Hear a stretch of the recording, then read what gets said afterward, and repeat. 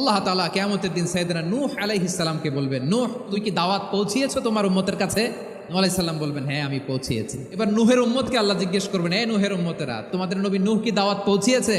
নূহের উম্মত বলবে, না আল্লাহ, আমাদের কাছে কোনো সতর্ককারী আসে নাই, কোনো নবী টবি আসে নাই, কোনো দাওয়াতও আমরা পাই নাই, আপনারাও চিনি নাই, জান্নাতও চিনি নাই, জাহান্নামও চিনি নাই।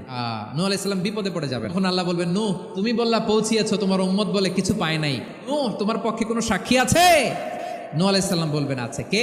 উম্মতে মুহাম্মাদি। তখন আমরা বলবো, আল্লাহ নবী নূহ আলাইহিস সালাম তিনি আপনি যা যা বলেছেন ঠিক তা তা তার উম্মতের কাছে পৌঁছে দিয়েছে। এবার নূহের উম্মতের সাথে আমাদের ঝগড়া লাগবে। তারা বলবে, তোমরা আসছো আমাদের হাজার হাজার বছর পরে, তোমরা কি করে জানলা? তোমাদের সাক্ষী ধর্তব্য হবে না?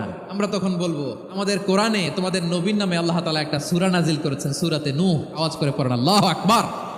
আমরা বলবো, আমাদের কোরআনে তোমাদের নবীর কথা আল্লাহ আমাদেরকে জানিয়েছেন, দিন রাত এক করে তোমাদের কাছে তিনি দাওয়াত পৌঁছেছেন, তোমরা কানের মধ্যে হাত দিয়ে রাখতা, হারাটা কাপড় দিয়ে ঢেকে রাখতা, আল্লাহর নবী নূহকে পিটিয়ে ছালা দিয়ে পেঁচিয়ে তোমরা পাহাড়ে তুলে রেখে আসতা, সব আমরা জানি। আমরা যখন বলবো এই কথা, নূহের উম্মত চুপসে যাবে। তখন আমরা সত্য বলেছি কিনা এটা আল্লাহ তাআলা জানতে চাইবে বিশ্বনবীর কাছে। তখন বিশ্বনবী আমাদের পক্ষে সাক্ষী দিবেন। আওয়াজ করে বলেন আল্লাহু আকবার।